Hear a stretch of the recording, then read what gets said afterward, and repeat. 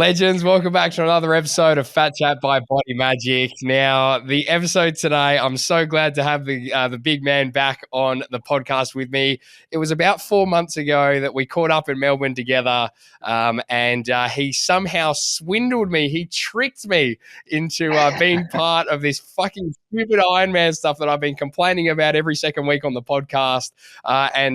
We chat often over text, but we've only really had maybe one proper phone call together, and it was great to catch up. So, really looking forward to catching up and hearing everything that he's been up to the last few months. There's going to be a lot of complaining this episode, I feel. Please welcome Stephen Baker, everybody. Woo! Woo, woo, woo, woo. And it was a miscommunication. I think you thought it was a Teams event, and then on closer inspection, it was we're doing the whole thing. We're just running, riding, and swimming as a team together, but we're doing it all. So it was a miscommunication. It wasn't my fault, but it's good to have you on the crew.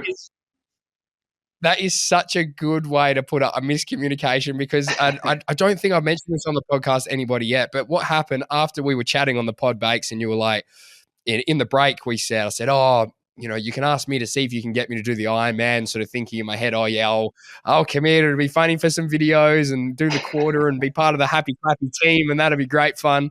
And then when you said it, I was genuinely, oh no, like that is not what I thought was going to happen. And all that reaction that was on that podcast was 100% real. And then we get off the podcast, and I don't know if you remember, we're in the lift on the way back down to let you out, and you went, man, that was really good acting when you said, I didn't know it was the full thing. I was like, that was not acting. I was that was a real reaction.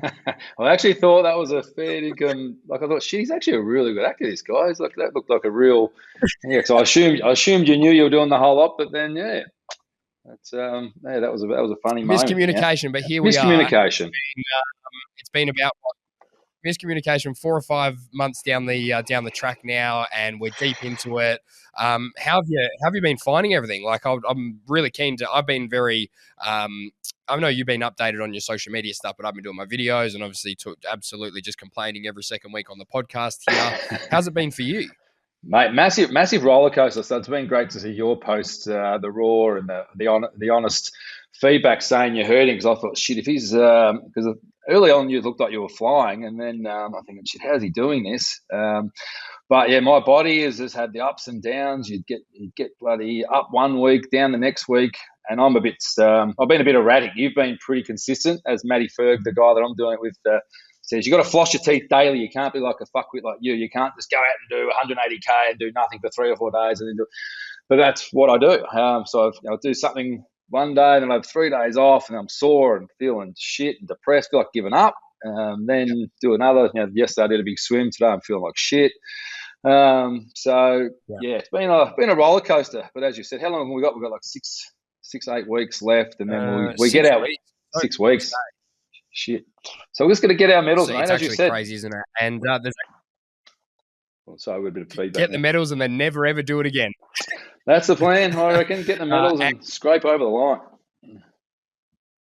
Absolutely. So you said some great things there, that it is such a roller coaster because of like the build time and the different sessions that you do at the different times, and you're constantly trying to get that little bit more distance, and also it's so much about the mental side of it as well, which is if I'd early on as well, even when I'd gone, okay, cool, we're doing going to do the full one, and actually reason with myself going, okay, let's train for that, I had no idea how much commitment and how much work it was actually going to take. I knew it was going to be a lot of work, but I had no idea it was going to be this amount of work. No, the same. I know I think you got your coach and you've done things probably the right way, where Matty's given me a blueprint, but I just haven't really listened and went off track a little bit and have done my own thing. But it's been a lot more work than anticipated. But had a few hiccups. Hurt my knee playing. I filled in for mate's basketball team a couple of weeks ago, and hurt my leg. Got the MRIs and got some pretty bad news. But the doctor said if I was a dickhead, I could still do it. So I said I'm free to go because I am a dickhead. So it's been up a dickhead. But I'm excited. I'm probably more excited. That's great. I'm nervous now.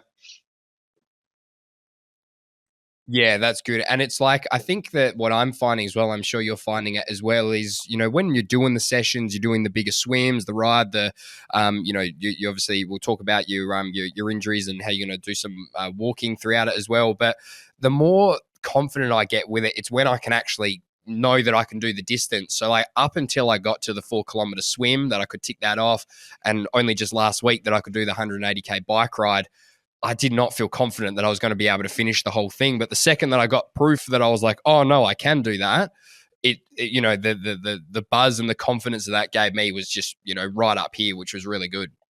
Yeah, I think I was the same. I think doing the half Ironman early in the year I just wanted to tick off each thing, but then the full Ironman, I think it's a different kettle of fish. I think getting out of the beach yesterday after the 4K, I was dizzy. I'm thinking, shit. And now I've got to jump on a bike for 6 or 7 hours. I haven't got a fancy bike like you, so it's probably going to be closer to 7. And then I've done a few, the 180K, I've done 150K, and tried to run after that, and I've lasted like 2K one time, and I think I got the 4K the other time. I was just thinking, shit. Tying it all together, it's a bit different to the half Ironman, so it's a little bit scary. I think nutrition is going to play a massive part. I walked a marathon last week just to see the least time I could do it in, because my knee's playing up for. I know there's a cutoff, a 16-hour cutoff in the Ironman. So I was trying to work out what's the worst case, what's the best case. I'm going to try and obviously not stop and run the whole thing, but the eye opener jumping off a bike after 180K was like a bit more than I anticipated. I'm thinking, oh yeah, I'll be able to grit through and at least do 5K. Yeah. And lasted 2K and had to slow down and walk. So it's scary but exciting at the same time. I think the fact that we don't know if we're going to make it is what makes it so great. I think the half Ironman, I sort of knew I was going to make it with the training. Of this one, I'm thinking, shit, if I make it, I'm going to be pretty proud of myself. Absolutely. So what do you reckon has been the obviously the distances are longer from the half one to the full one. It's double the amount of work. But for your prep that you did for the half one versus this one, what's been like the main differences that you found? I think they're not like the 90K on the bike. Getting off and running after that, I found that not so hard. So the transition, obviously, after 90, then doubling on the bike is just just blows up the legs so much.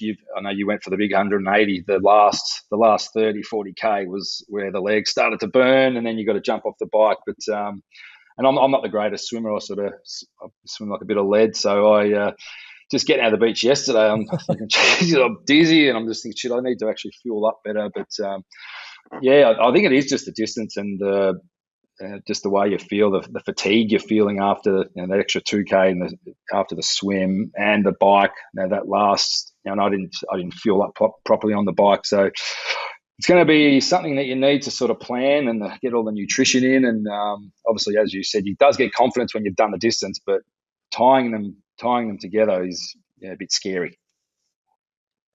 Another thing, absolutely. And I know that you're working with, your coach, you said, Matty Ferg, who I've been, checking out all your updates and everything that you've been putting up, which looks really great. And it's actually, you mentioned the quote just before. I've actually used it in the last few weeks talking to some of my clients and people that I'm working with that are starting to do running and stuff about, do you floss your teeth? Is it better to floss your teeth a little bit every day or once really hard once per week? And I really love that analogy because it's so true. It's about, the more consistent work that you can put in, even if it's not, the peak of performance, not the biggest, not the hardest session, but just doing the small little bits in between has a much bigger effect down the track, especially when we're working towards like a goal like running or swimming or cycling. But I really like that one, and I've been using that myself. Good. Yeah, I should listen to it more. Like I've done the swim yesterday. I planned to do a ride. I'm going to go to the gym tonight. I was planning to do a long ride today. Got a bit sidetracked because it was a great day.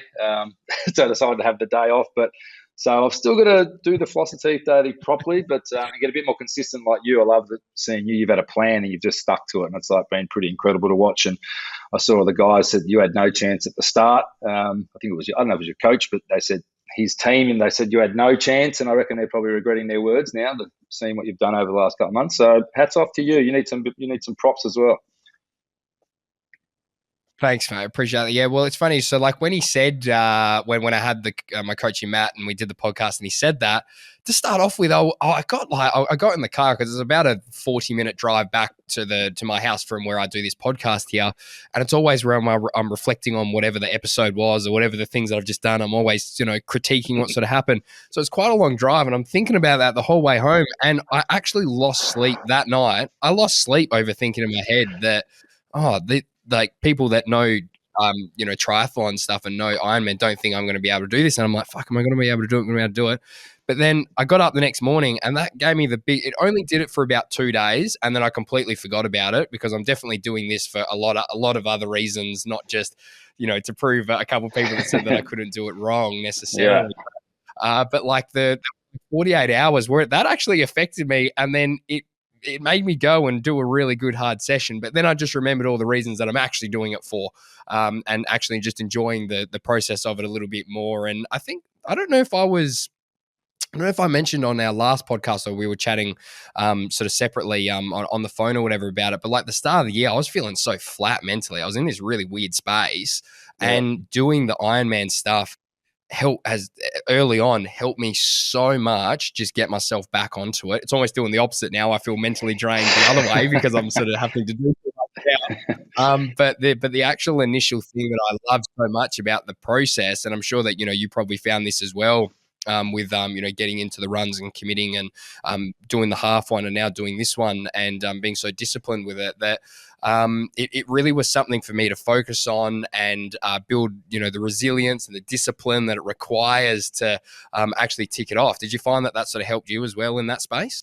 Yeah, 100%. I think just exercise in general, I was in a bit of in some dark times last year, as we mentioned on the podcast, losing a best mate. So I sort of used fitness. I was having a pity party for 6 or 12 months, and Maddie grabbed him by the shoulders, took a good mate to sort of say, "Hey, mate, you got to snap out of this." So fitness sort of started the journey, and then it was good to have a purpose. And I saw on some social media posts, you started to inspire some people, getting personal messages saying, "Thanks, I've suffered from depression." That post has got me out. I went for my first run today, so having a purpose with thing and then having an end goal, I think sort of gets you out of bed each day. So I think without purpose and something to strive for, you lay in bed, you've got no reason to get out of bed once the alarm gets off. So it was a pretty good feeling when you're making a difference in someone else's life and inspiring other people.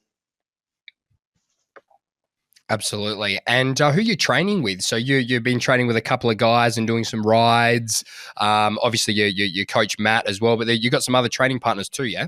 Yeah, Ryan Butner's training. He's hurt his back, so we've I booked my flights yesterday. Me and Matty have booked, so we're waiting on Ryan. We put the pressure on. He's like, "Oh fuck!" In our group, little Ironman group chat. So we're waiting on him and a few other guys. Jackson Warren's mates, they're training for the half Ironman. It's been going through a few rides with Sam and Xavier. So got a good little posse that we're bringing over, mate. So it'll be a bit of fun. I think we've booked for November 30th. So we'll have to catch up and plan the race a bit. Well, what's so funny about this as well, even before we, said we're going to do this, me and my whole family had actually already booked we go down south once a year, and we literally booked that week, not knowing about the Ironman or anything. So all my family are down. I got a whole heap of mates coming down as well. Oh, wow. It's obviously a little bit closer for everyone down and watch it from Perth to Busselton rather than from Melbourne to Busselton. So, it should be good. I'm just sort of like, there's a little bit of me that I've gone, there's been obviously so much build up. And there's all these people, coming to watch and coming to support, which, is so amazing. But I'm like, I feel the pressure to finish it. I'm like, holy shit, what if I don't fucking finish it? Everybody's come down, Mate, 100%. Are we actually racing? Are we taking on each other, or are we just getting? I know we both want to get through it, but absolutely not. We're racing. We're racing. I saw your fancy. I saw your fancy your bike. I bought my little bike arms because I saw your little fancy fucking bike you're cheating with. So I'm buying a few more things. I'm thinking deep down, I'm gonna beat this body magic fucking and take you out. No. Well, the other thing that we haven't spoken about, because like obviously you wrote me into saying, "Oh, we're going to do it as a team and we're going to do all these stuff together," but I don't like it, like actually logistically, if we're trying to actually be at the same point at the same time, I think that's going to be difficult to do because like I feel like, maybe I might be a bit better at the swim, and then, you might be a bit better at the bike ride, and Oh, then not you've not only now got with your one fucking fancy hip, bike. so you Not not with you've got a fancy bike might. right now. Yeah, actually that'll be interesting. So I think you'll flog me in the swim by a good 20 minutes, and then the bike you'll get a good look. And the run you've been doing well. No, I think I'm pretty fucked. So I think you might have me. I think you might have me covered. Fuck. Fuck. I haven't got a strong So, leg here. so on your, I've got a strong leg. You've only got one. There's only one hip that works as well. Exactly. Fuck. I didn't think about So that. on your injuries as well, at the moment, because just before this, like you've had a hip replacement not too long ago, right?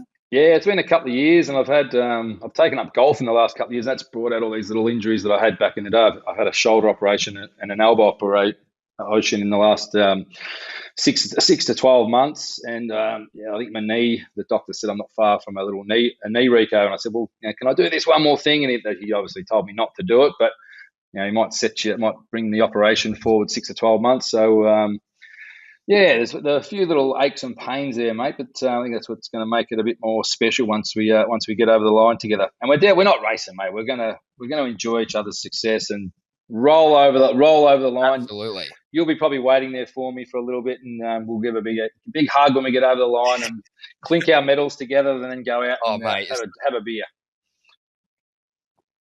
Absolutely. Have you sort of like actually thought about what it might be like finishing? So as in like getting to the end, because like there was a bit on what was I doing? I was doing a run a couple of weeks ago, and I was really tired after quite a few heavy days. I'd done a few 100Ks on the bike over a few days and doing the run. I was really tired. It was a hot day. I was sort of didn't sleep all that good that night, and I got out and did the run, but I was feeling pretty. Like, how you just get that bit of anxiety in here? I was feeling that in here the whole run. And then I was just running and my headphones broke. So I didn't have all I had was my thoughts in my head going around. And then I kind of was just thinking about, okay, cool, just, just keep going, keep going, keep going. And then I was really thinking of visualizing like, how good is it going to feel finish it, like just actually thinking about it, crossing the line, it's all done, all this bullshit, all the training, all the sleepless nights, all the everything that's been wrapped up into it, and all the other external things as well that I've pulled to sort of bring it together as you have as well, like bringing all that, and then it's all done and it's accomplished and it's finished. And I'm just thinking about that. I'm getting all a bit teary on my run because I'm so tired, and I'm thinking about it going, oh my god, it's gonna be we're gonna do it. But that was like something pretty weird. It was just like a bit of a strange moment that I didn't think I was going to have having that run. But have you actually thought about crossing the line and what that's going to feel like? Yeah, well, I've done a few things in the past. I did a 24-hour Tough Mudder, which was in Vegas. It was like a day-night race, sort of non-stop for 24 hours. Which I went over the line there, and I got very very emotional just because of the sort of pain that the body was in at the time. And I remember I've ran one marathon, but going over the line, I actually cried when I ran the marathon years ago. I remember my foot, I nearly gave up at the 30K mark. So it's a very proud feeling, and obviously this is going to be a different beast again. So it's a very proud feeling, especially when you do it with a couple of good lads. I had my mum and my sis and a few friends at the finish line, giving them hugs. You always have a little bit of a tear in your eye, but this is my last hurrah, so this is going to be a bit special. I'm going to put the cue in the rack after this and turn into a nerd bike rider, I think. I'm going to fuck the swimming off and the running to look after the body.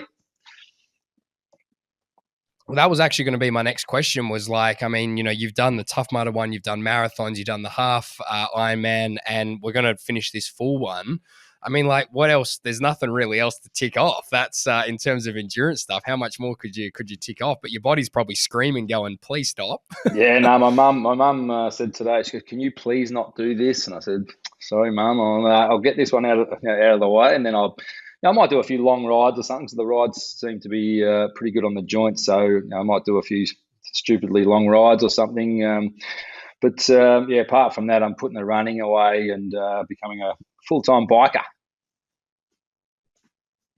Good idea. I like that. And you've been doing lots of talks and, really growing your fantastic business that you got, your speaking gigs that you're doing for a grittier mindset, which I've been seeing all your stuff pop up, which has been awesome. During this actual Ironman process and, you having to be so gritty and so committed and so disciplined and all the things that, you're speaking about of how important that is to get the most out of yourself and out of the teams that you're working with and the workplaces and that sort of thing. What has been something that you've learned through this journey for yourself that you're like, oh my gosh, this is what I'm preaching, or this is another thing that I can help other people with, and just more lessons learned? Like, what have you learned? I suppose like listening to a lot of podcasts. I've been to the David Goggins. He was talking about, people they think they're absolutely stuffed, but they've got an extra 60% in the tank. The human brain is here there to protect you if you're doing something. I said the brain always wants you to be safe. So I don't know, you can always push yourself a little bit further, I suppose, and it doesn't have to be an Ironman. For some people, it might be walking a kilometre, or getting around the block, or just getting outside. So everyone's at their different levels, but everyone's just expanding, I suppose, people's belief on what they can do, what's possible. And I suppose the thing I've enjoyed pushing my body to the limits is inspiring others to do the same, as I mentioned before. So that's probably the big thing I'm taking out of it. Like after the half, I thought, there's no way I'm going to be able to do a full. And then I think, oh shit, I don't like the word half. And then I thought, let's just have a crack. And it's better to try and fail than never try at all. I think even if even if we did fail, I think just having a crack, jumping in the ring, being that person in the arena, having a crack, it's more than what most people do. But I think we're going to make it between you and I, mate.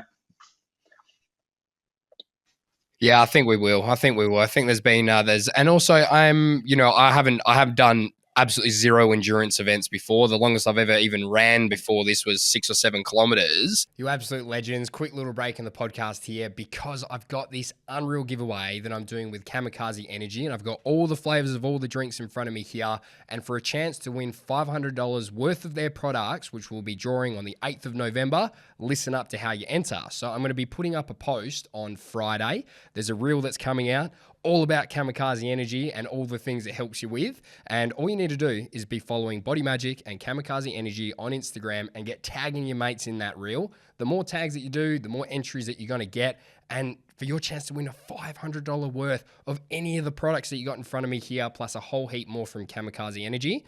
I've got a whole heap of flavors in front of me. Let's check out what this one is. The names of the actual best. What have we got here? We've got Apple Fizz today. This green one. Beautiful. Let's crack it open. Let's see how it sounds on the crack too. Ooh, that's fresh. Let's have a crack. It's like a sour green apple taste. That's yum. So good. So in Kamikaze Energy, there's all the caffeine that you need to perform at your best for any sessions that you're doing. It's good for gaming, surfing, streaming, combating, partying. It's even got adult on the back. You put your imaginations as to what they mean for that. It's got all the caffeine and L-citrulline that you need to get the most out of your sessions or whatever it is that you're using it for. And again, for your chance to win $500 worth of the products here, all you have to do is follow both Body Majic and Kamikaze Energy on Instagram and get tagging your mates in the post that I put out this Friday. Good luck. What is it like in terms of like on the actual day, like the adrenaline and like the build up? And I'm sure you get like a little bit of an extra gear on the day because of the heightened event and the build up, and you're excited and all that sort of thing. It definitely was. It was in the swim. I actually thought, so I was following Matty Fergus, just stay on my toes, getting a little bit of a cheating drag behind Matty's feet. But I thought it was another lap. So the swim just went really fast. And then all of a sudden we're into the what we're doing now, the ride. And after the ride, we had to Matty had to tell us to slow down because just the adrenaline, the crowd was there. We're running so fast. He goes, if we do this, you're going to burn out. So there's definitely adrenaline on the day, and seeing your friends and just the crowd cheering. I said, this crowd's going to be a bit bigger. So definitely gives you a buzz on the day for sure. Yeah, great. Well, I'm hoping that brings an extra gear or two for me just to really over the line. That's what I'm banking on anyway. No, you will be right. It's going to be easy. So you've booked your flights now, so it's all official. There's no backing out. I've seen on your story today or yesterday. that you booked. Are you flying into Busselton or are you coming to Perth first? No, Busselton. I just found a flight. I think it was on Jetstar, so in and out of Busso. And yeah, we'll stay for 4 or 5 nights. I think we're booked in for the 4th to go back. So give us a night to have a drink. Hopefully you're still around, and we go and lick our wounds together and talk about how good the race was and how I beat you by 20 seconds. Absolutely. No, I love it. I love it. Yeah, we're hanging about there for a little while, so I'm expecting not to move for about 48 hours and just be like this. And, hopefully there'll be some drinks and stuff that are sort of to me and we need don't some have to move too much. numbing agents. Absolutely. Well, my mum's a doctor as well, so we'll be in good hands. We're gonna have probably the hospital set up at home. We're gonna have everything sorted. It'll be good, I think. Morphine. Morphine. I'll see what she can Are we allowed to do that? Pull some strings there. I'll go and get the drips in us. Kidding. So good. And what's the leg that you found the hardest to improve on so far? Obviously, the running is very difficult just in terms of your injuries. But what about just getting yourself motivated and actually getting the sessions done? Has there been one that's really been more difficult? I think you've struggled with this, just getting in the pool some days. I just hate swimming. I find it. When you're riding, you listen to your audios. You've probably got the fancy headphones. I think Maddie and Ryan have got them, but I haven't got them yet. So the swims, I've done a couple of big swims, but just find them really, really boring. Like yesterday, I was actually going over my presentation. I was running yesterday in my head before it, and I'm thinking, just trying to just fill in the time. Really, I think it took me about an hour. What's that? Keep the mind busy. Yes, exactly. So, swimming I've struggled with. I haven't really been in the pool a lot. I seem to get there and I don't get too, I don't lose too much energy. But the bike, I'm surprised I've been okay on the bike, which has been surprising. And obviously the running, I haven't been able to practice much because the knee's been playing up. But doing a lot of long walking and getting on my grandpa machine in the travelator or whatever, the elliptical in the gym to do some of that. But swimming's probably my worst leg. I've seen you walk into the pool a couple of times and didn't go in once, I think. So I think you felt the can't be bothered swimming pain some days. Yeah, it's more so the like you literally nailed it with the swimming, because you can't listen to anything. You're just in your head, so you're looking down at a line the whole time. And I did 5K today. That's 100 laps. That is the most fucking boring thing ever.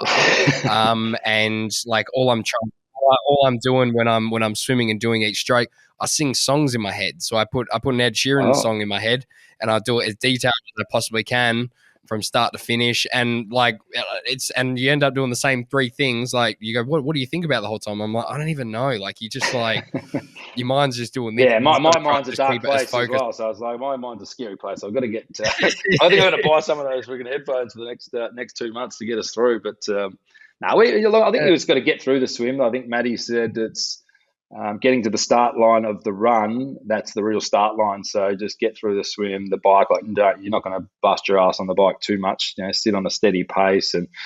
But I think the run is where it's going to separate the men from the boys, I think. Yeah, definitely. And it's a maximum of, you said 16 hours to I think it's a cut. That's the cutoff? Yeah, I think that's the cutoff. So I sort of worked out I'd do just over an hour, 20 in the pool, and about 6.5 to 7 on the bike. So I'll have about 8 hours up the sleeve. I think, or a bit over 7. So which you can walk in. So I think making it. So I'm just hoping the body holds up, and I've seen you have a few muscle spasms. So you never know what's going to happen on the day, but. Fingers crossed the body holds up and the joints stay together and we get there. Yeah, well, that's one that does, that's rolling around in my mind, is the muscle spasms and the cramping and stuff. Because regardless of a lot of your training and your prep and your conditioning and stuff, if you get a cramp or you get one of those spasms going on the day, it's very, very difficult to keep pushing for a long, a good period of time if something like that happens. So that actually scares me a little bit because it's happened before on smaller ones, and I'm going, oh my God, what if you get to the last bit and then your glute goes like it did before, and I can't take a step. Like, it's just, Yeah, you're gonna have to it's push the through, mate. worst. You're gonna have to just push through, Mm, roll over yeah. over the line. Yeah, I think, and you're probably the same with all your injuries that you're nursing and try to condition the best you can. If you knew that you didn't have to do anything next week and the week after and the next day and whatever, you probably could push through for one really hurtful day. Yeah, But knowing that you don't have to do anything after, that's probably, so I'm hoping that, because that's where I've been a bit conservative with it, where I'm like, oh no, I'm feeling this thing. I can't do that today because I know I've got to do the next day, the next day, the next day, the next day. So yeah, hopefully that sort of mindset comes in if anything does pop up. yeah. No, I think we need to. Because I've just taken magnesium today because I had like a sore shoulder. Oh, shit, I've got to start taking the magnesium and all the bloody, start looking after the body. So I've just got to work up, get this done, mate, and look after ourselves and get over the line any way we can. Yeah, absolutely. So with your your schedule that you've got at the moment, with obviously all your work stuff, your talks, how you're fitting in training? Are you finding that you're having to get up really early, or what are you kind of what are you missing out on during your weeks that's now being filled with training? No, well, usually I'm trying to do sort of one of each thing a week. So, one big swim, one big ride, and obviously I did the marathon walk last week. So I do one, and then I just sort of fill in the gaps. I haven't got the schedule as down pat as you, but the flossing the teeth every day. But I just do something. I do something every day with three big efforts a week. And usually I'll get up like for the swim yesterday. I got up at 6, and you're done. You can be done by 8 o'clock if you get up early and have a jump, get in the water early. So the rides are probably the toughest. Like as you would have seen last week with 180k. How long did you do it? How long did it take you to do it on the fancy bike, mate? What are you working with? About 6 hours 10, I think it was, but I think I've got a 6 hour one Shit. tomorrow. So I reckon I should be able to get under 6 hours tomorrow. I reckon. Shit. Yeah, I think I was 6:40 or something. So you've got me by a good 20-30 minutes on the bike. So you got me on the swim and the bike. Hey, what though? That bite that. Fuck. Well, you might be a faster walker. You might be a faster walker. You might have to get a muscle spasm for me to catch her, I think, and just to slow down and get a rub. Yeah, Wait for me a little bit, and then we can finish. We can finish over the line together. yeah, that's it. Well, that new bike that you're talking about that I've got, oh my gosh, the difference of that. I reckon it's made the bike riding 20% easier. Like it's made that Wow. much difference. Just because what I've been told with the triathlon bike versus like the road, you just got it's like a road bike you've got where you're upright, yeah. Yeah. Yeah. Where's So my little girls in the background? My little girls in the background. All the boys bloody keep their freaking bikes here. So I've got a plethora of bikes. But nice. yeah. So yours is flying, is it? Yeah. Well, yeah, it flies because you don't apparently, and why it's good for triathlon is you don't use as much hamstring because of the angle of the bike, and because you're leaning over, it doesn't stretch out your hamstring and use your hamstring as much. So when you go to the run, your hamstrings feel a little bit fresher in the run, so you save them for then. I got it properly fit. I don't know if I didn't have the bike that I was using before properly fitted, so I went to this bloke. He, did the full measurements and everything. Have you done that? No, I've actually got I've got to put these bad boys on. So I've got to get fitted, put my little handlebars on, get another drink bottle holder so I can hold 2 drink bottles. So there's a few things I've got to do to fix up my little weapon. But I've been toying with getting the TT bike, but I'm just going to grit it. Just going to grit it out, mate, and just get there. Yeah, fair. Well, it was just really lucky that this was my dad's best mate that he used to do Ironman, and he's not using. He's sort of given that up now. So he was like, "Oh yeah, I got a bike here you can use." I was like, "Oh, perfect." So that worked out really well because like you're finding it, it's so expensive because it's like, how much do the handles cost you? I think they were like a couple $100, and the tires were like 400, and bloody it all adds up. I've had a service, so my little $700 bikes ended up costing about $2,000. No, it does. It's actually crazy. And then like when you take into account the gels and the nutrition and everything that you have to do on like a big day, it ends up being like a $70 day just in food on your actual ride and everything. Like it's just stuff like that. And they're charging I've us never thought $1,300 to bloody do the race, which is that we're getting charged that much to I know, get tortured for bloody 15 hours. Doesn't seem fair. It's actually crazy. It better be a real gold medal at the end. That's what I'm banking on. That's why it was so exciting. You'd hope. How have you been finding all the nutrition side of stuff, especially like when you're on the big rides and big runs? Have you been fueling up properly?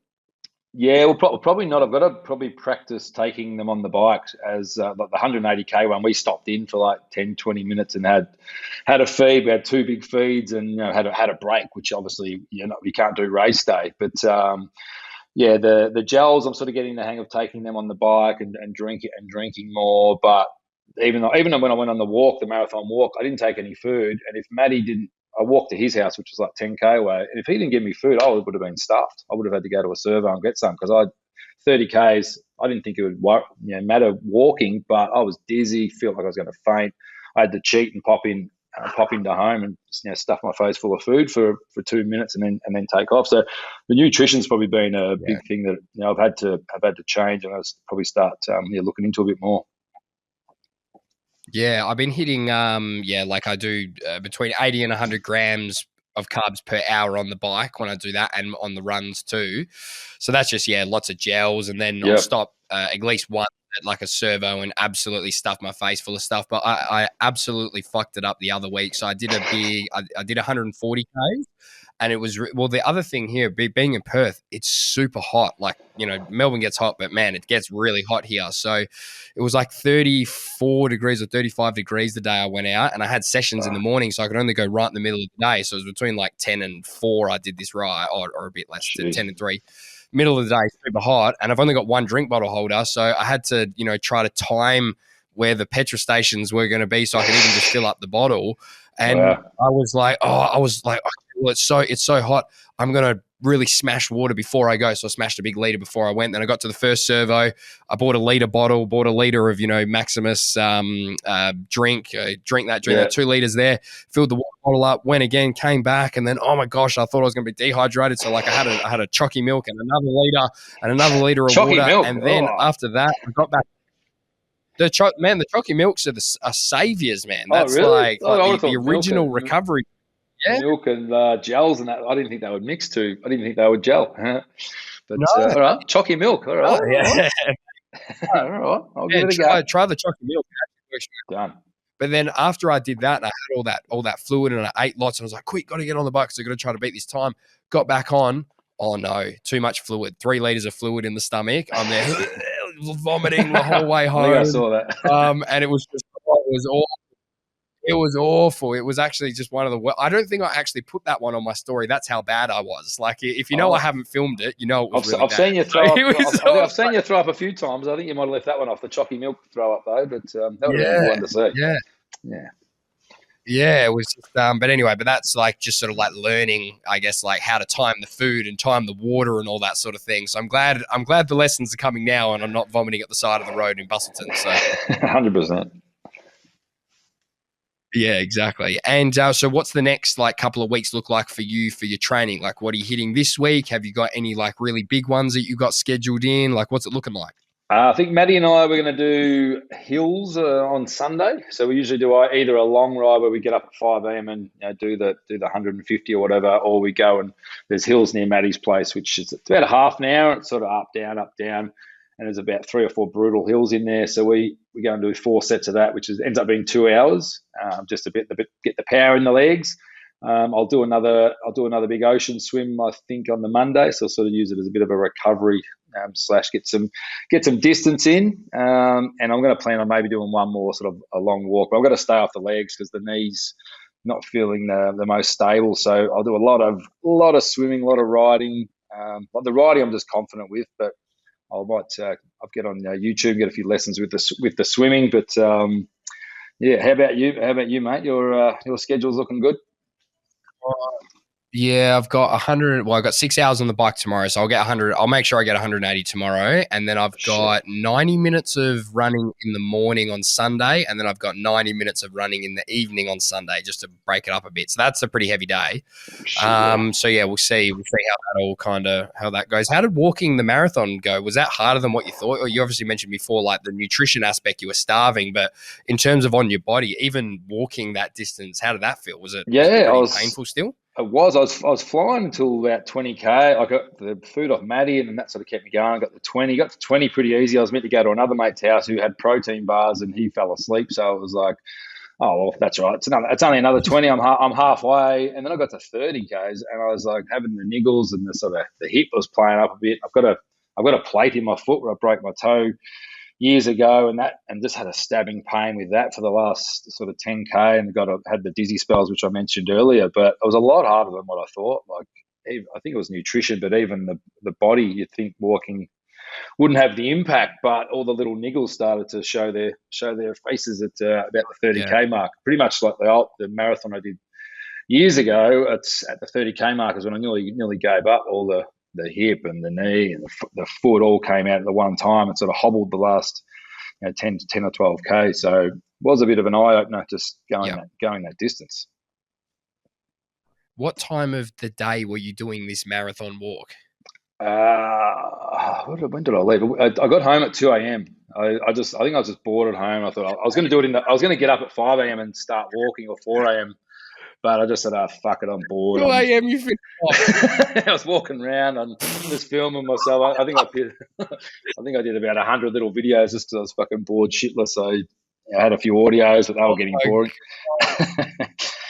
Oh my God, that is so 2 a.m. Maker just steaming around Melbourne, just charging, getting this marathon done. That is so. I was deliberately walking past some nightclubs and some bars just to see some people. I was like, I was bored and see some drunken idiots. So yeah, I was getting very bored. You didn't include that as part of the course. You didn't walk into any of the nightclubs and walk out just for a couple of circuits around.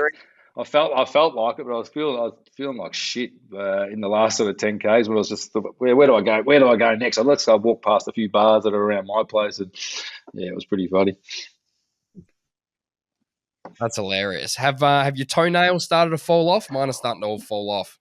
Yeah, I've got a real fat foot, so especially when I run, they always used to fall off when I played football. So yeah, the second and third one, the second one's fallen off twice already. But now I've stopped the running side of things. It hasn't been too bad, but you've still been hitting the pavement a fair bit, so all good. I've got the most fucked looking feet you've ever seen on a regular day. But it's really, really gone to another level how they look now. We can have a foot off if you like. I reckon I've got a more rotten looking foot than you. We'll post it on the socials. This is an off topic one, but I've actually been paid for a foot pic before. What? What do you mean? Disgusting I thought you said some random on Instagram, right? So there was like this always happened. Yeah, so this always, like, I'm talking probably happens 2 or 3 times a week that I'll get a message from some unknown account being like, ooh, I'm a sugar daddy, or send me pictures of your feet, whatever. There's all some crook stuff that comes through the Instagram, right? And this was like the middle of lockdown. Was pretty bored. There wasn't a lot going on, and I was with my girlfriend Beck, and someone hit us up and was like, "Oh yeah, send me some pictures. I'll give you money for your feet pics." And I was like, I've never responded obviously to any of these people, and I went, "This is legit." I was like, "I'll see if this is legit or not. I'm just gonna see." And then I message back, "Oh yeah, mate. All right, let's do it." And he goes, "Oh yeah, it's card. It's always a bit of a merry-go-round, right?" And they're like, "Oh no, we don't transfer. We do cardless cash." Cardless cash is when they send you like a little PIN code. You go to the ATM and it comes out the ATM. And I was like, I've never done that before. And I was like, no, I'm not doing that. And then Beck's like, oh no, let's do it. We got nothing to do. Let's just go see if it works. And I was like, all right. So we go down the ATM. I was like, mate, I'm at the ATM. Your foot pick's coming. Send us the cash. And then he goes, here's the code. $200 comes out the ATM. What? Thank you very much. I'll have that. Worked. Yeah. What? Oh, I was expecting. And then the next day, he's like, "Oh, have another one." And I'm like, Yeah, it was wild anyway. But yeah, I think he didn't obviously know the quality of the feet before. I'm assuming it's a bloke. I'm assuming I feel like it's a real guy thing. That it's got to be. Well, I don't know. I didn't think that was I didn't think that was a thing just in general. But fuck. All right. Well, Very off tell him topic. if you Anyway, need to tell him if you need to know. Yeah, if he needs another client, I'm always available. So good. Well, mate, so tell us about like the talks that you're doing at the moment. We mentioned it before, but you've been going around to workplaces, doing your grittier mindset talks. Like how have they been going and sort of what are you covering in those? No, they've been great. I started, my first one was in Perth months ago, and it went really well. Just it was at a footy club, so I was thinking, it'll be footy clubs. But then I had a couple of businesses reach out, a young sales team yesterday, and just had an amazing response. Just talking about adversity and fear of failure, and just having a crack and things like that. So it's all about mindset and everyone facing adversity, whether it's in the past or it's definitely going to be in the future, where everyone faces shit at some stage. So building a stronger mindset now and getting prepared. And I share some stories, losing mates, losing my father, getting the arse from football, going down some dark spirals, and think having a bit of grit myself. And I sort of share stories when I was a kid, how I grew up, and I was constantly getting beaten. I was the shortest kid in class until year 6, and just battled as a kid. And that's what I think built up natural toughness in me. And when I had my growth spurt, I was tough, and that's why I played football. So I'll share those stories in a bit more depth, and how people can use mindset to get through those tough adversities when they come. And it's been great. And just hearing the response, I had a few drinks with the guys after, and they had similar stories and really connected. So it was good. It sort of inspired me to get more. Now I've booked some more talks. I've got a week in Tassie next month, and a few more booked as well. So pretty excited about the new venture, and it's feeling good. It's so great, mate. And I think that, I love everything you've said just then. And even from the first moment that we, started connecting via socials, and then obviously did the podcast together, and doing this whole Ironman process and everything. The thing that I've loved being on the journey with you, and I think why I, related and why we've connected so much, I think, and pushing through and doing all this stuff together, is your story is so relatable, and how you come across, like you're so genuine in what you say, your advice, all the difficult things that you're going through. Is very authentic, and that so just resonates. So I can see why people are loving to book those talks so much, and why they're being such a successful sort of hit so far, and they'll continue to grow and be great, just because your story's fantastic, and going through all that adversity and sharing it is really difficult as well, and just the fact that you're trying to let everybody else get a little extra step up, so they don't maybe have to go through quite the same adversity that you did, by teaching them some tips and tricks, and sort of learning from your sort of hard sets is very inspirational. And like I said, I think that's why when I'm watching your stuff, I'm relating to it. I'm loving it. I'm taking lots of inspiration from all the bits that you're doing, because it's really very powerful stuff. No, thanks, mate. It's been a special journey so far, and I think in the first one, where it was down in Frankston at a community kitchen, and so I broke down, had a bit of a cry on stage, and the big tough footy player, and everyone couldn't believe that I was crying. But just connected with the people, and it was great just to let that emotion out, and not be sort of judged for it. So I've always been a bit of a tough one, a bit of a tough persona, but sharing your sort of the vulnerable side and relating to people. I think that's the way you sort of inspire others to show that if you're feeling shit, talk about it. I know you've shared a few dark moments. You did a post earlier in the year, which you shared you've had depression and battled yourself. So I think more guys have got to do it, and so other people aren't ashamed to do it themselves.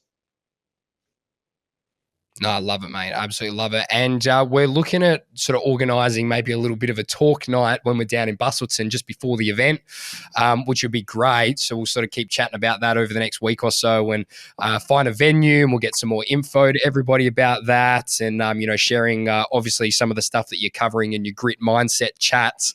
I'm sure We'll talk a little bit more Ironman, and there's a lot that happens in 6 weeks with all this sort of stuff. So 100%.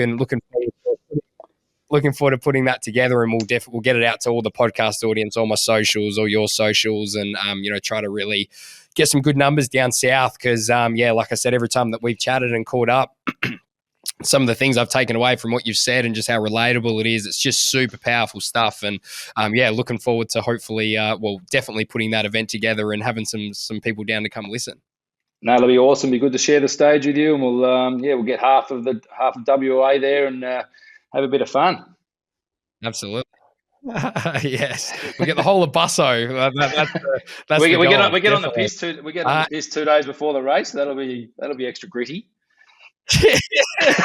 Man, the alcohol. Have you been drinking much or not really? Not really. I've had a few little grand final day, and there's been two or three times, but been mainly off the drink. But a few little slip ups here and there, but nothing silly like back in the younger years.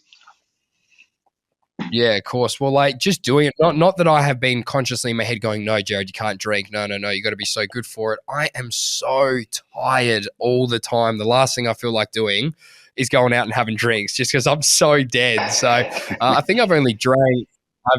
I had a couple of cocktails on Monday, just gone. I went and stayed at Rottnest, which was nice. But since then, I haven't had a drink since June. So wow. And that was just from. That was not even a like an intentional thing. That's just how it kind of happened. But looking forward to having a few more once we finish the race. Definitely. No, it's going to be good. It's going to be party time after the race. I think we have to let the hair down if we can. We will if we're not asleep. Yeah, exactly. If I've got any hair left by the time I get to the end, exactly. And mate, it wouldn't be getting you on a pod without maybe hearing if you've got a little story from back in the day, because from our last podcast, it's probably one of the biggest receptions I've ever had from a podcast, and some of the stories that you told are hilarious. Have you got any more stories in the bank that you can tell me? I think you got most of them. I was talking to a few boys yesterday about a football camp incident where we're in China, and it was Grant Thomas we used to go to a destination event, a place, and we trained for a couple of weeks. I think we were staying at Chang'an, which was I think it was a bit of a rough area, but it was where they were training, the Olympians trained or whatever. So we're staying in a little establishment, and a couple of the troublemakers, I think there was about 5 or 6 of us, went out. It was me and actually I won't name names, but we were all dancing around, and all these beautiful women are dancing around. So, how good is this? They must love Aussies around here. And then about 10 minutes later, I said, where's my phone? Where's my watch? Where's my wallet? And then all the girls were gone, and we're on the dance floor just dancing with each other for about 10 minutes, not realising that we've just been pickpocketed and all drunk. We had training the next day. It was meant to. I think it was 6 a.m. It was about 3 a.m.